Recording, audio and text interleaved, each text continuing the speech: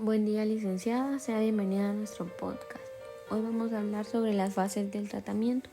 Mis compañeros Leilani y Ellington me acompañan a mi Briseida y juntos tendremos a bien presentar las fases.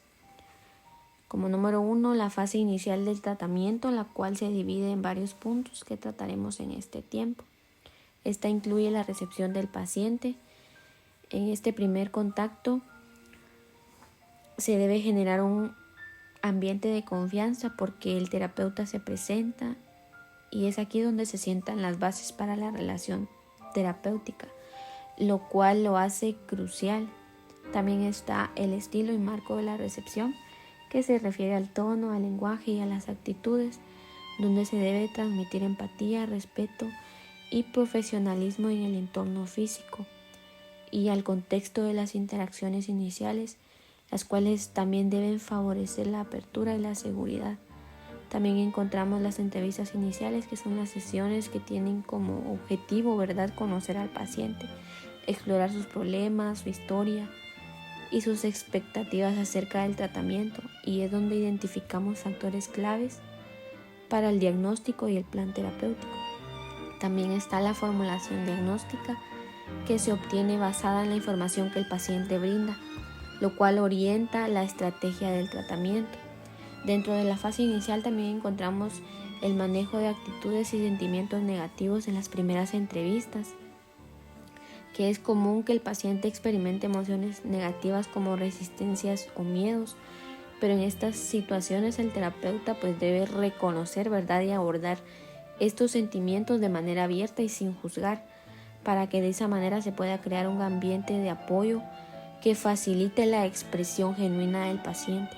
También encontramos la estructuración del acuerdo terapéutico, que es un contrato que incluye los objetivos de tratamiento, el ritmo del trabajo, la duración estimada y las responsabilidades tanto del paciente como del terapeuta.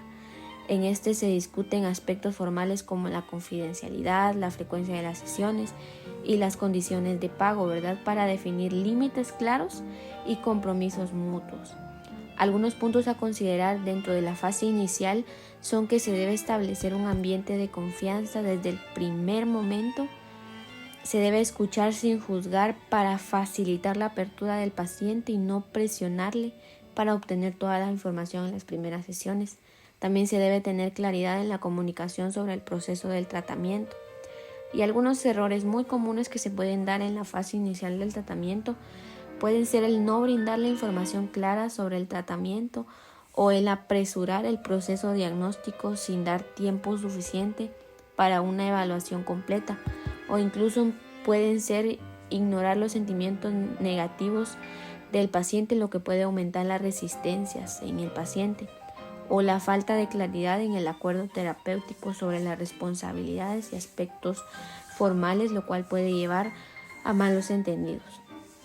Y podemos decir que este enfoque inicial es clave para establecer una relación sólida y un plan de tratamiento adaptado a las necesidades del paciente. Muchas gracias, Briseida, por explicarnos la fase inicial del proceso psicoterapéutico. Y ahora vamos a hablar sobre la fase media de este mismo proceso terapéutico, o también conocida como la fase del tratamiento. En esta fase nosotros ya vamos a trabajar con los problemas que tiene nuestro paciente. Recordemos algo muy importante, que no siempre el motivo de consulta de nuestro paciente va a ser el verdadero problema que él tiene. Esto se va a ir descubriendo conforme se vaya desarrollando mucho más la sesión. Pero bien, ¿cómo vamos a iniciar con la fase media del tratamiento? La apertura de la sesión. En la apertura de la sesión se recomienda dar un breve y conciso saludo, iniciar con cordialidad y después un silencio del terapeuta, porque es recomendable que el paciente inicie la conversación, porque él ha de tener una preocupación o ansiedad en ese mismo momento, que de forma espontánea eh, tiene que comenzar él. Y no hay que cometer el error de, por impaciencia, comenzar el diálogo. Hay que soportar este silencio incómodo para que el paciente dé el primer paso y exprese aquello que pues ya traía, ¿no? Que por iniciativa propia quiere manifestar. Y dentro de esta sesión, o dentro de todas las sesiones más bien, es importante fijarnos en la comunicación verbal y la comunicación no verbal. Esto ya es un tema muy claro. Y algo muy importante que tenemos que recalcar en la comunicación verbal es que el terapeuta debe de utilizar un lenguaje acorde al paciente, que se adapte al paciente. Nuestro lenguaje tiene que ser el más claro para transmitir las ideas. Esta parte, una parte del libro de teoría y técnicas de la psicoterapia psicoanalítica mencionan algo muy divertido porque nos dicen que tenemos que ser claros, pero lo dicen de esta forma. Es menester el empleo de un lenguaje directamente asequible. Eso mismo tenemos que hacer.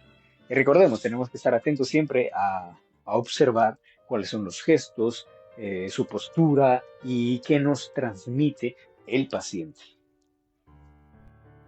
También hay que tener en cuenta que la continuidad y secuencia de la comunicación verbal. Cuando nuestro paciente esté hablando, es importante que nosotros no cortemos el flujo de la conversación con, con preguntas. Y si nosotros vamos a hacer pequeñas intervenciones, que estas intervenciones fomenten el curso del diálogo de nuestro paciente, siempre y cuando sea información relevante. Aquí vamos ya con el otro tema, que es la delimitación de las áreas de discusión. Cuando hablamos de delimitar, estamos hablando de encasillar, buscar aquellos problemas fundamentales, aquellos problemas centrales que causan el malestar general de nuestro paciente. El terapeuta debe identificar en cada momento de la sesión el punto elegido en el que él deposita la ansiedad. El paciente deposita la ansiedad, la resistencia y también el deseo de saber por parte del paciente. En resumen, aquí lo que nosotros tenemos que hacer es buscar en qué áreas se manifiestan mayormente las preocupaciones, temores, inhibiciones y ansiedades.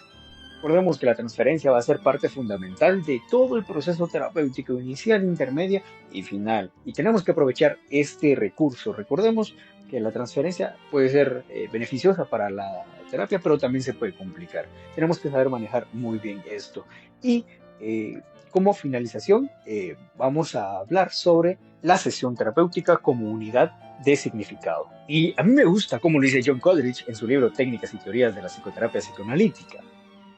Así como una sinfonía gira alrededor de un tema musical central que va desplegándose, una composición de notas de la que puede brotar múltiples variaciones y combinaciones, también la sesión terapéutica se desarrolla alrededor de un conjunto de ideas, sentimientos y fantasías que van expresándose de distintas formas y en múltiples entramados de asociaciones.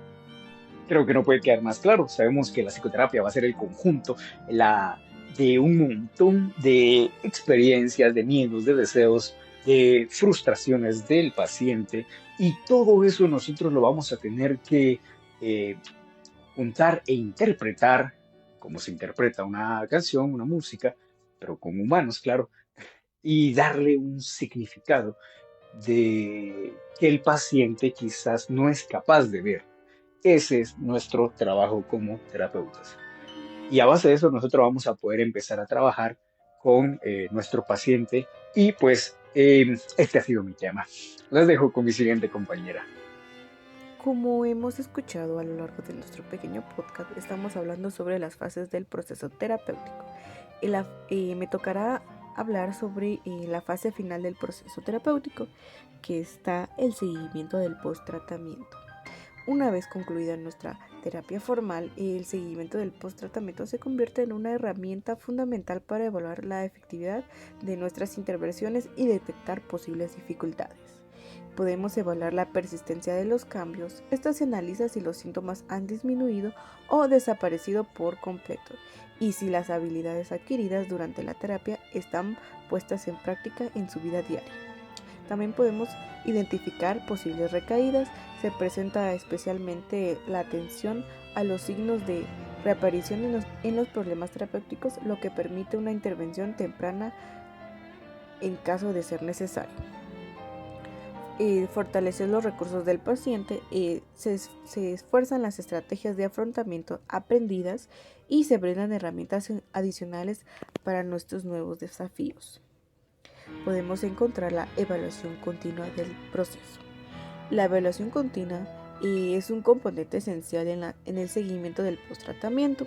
A través de diferentes instrumentos y técnicas podemos evaluar de manera sistemática la evolución del paciente, como escalas de autoevaluación que le permita al paciente valorar su propio bienestar y progreso. También entrevistas clínicas, que se realizan entrevistas periódicas para acabar de información sobre la experiencia del paciente y su percepción a los cambios. Esto, claro, se tendrá que llegar a un acuerdo con el paciente. También podemos encontrar ajustes en el tratamiento. En función de los resultados de la evaluación, puede ser necesario realizar ajustes a nuestro tratamiento. Pueden ser sesiones de refuerzo que se programan adicionales para consolidar los logros y abordar cualquier dificultad. Podemos también modificar las estrategias, que éstas se adaptan a las técnicas ya utilizadas en función de las necesidades del paciente. Y también la introducción de nuevas intervenciones, que se pueden incorporar nuevas herramientas y enfoques terapéuticos si llega a ser necesario. Es así como nuestro pequeño podcast ha llegado al final del grupo Dinamita.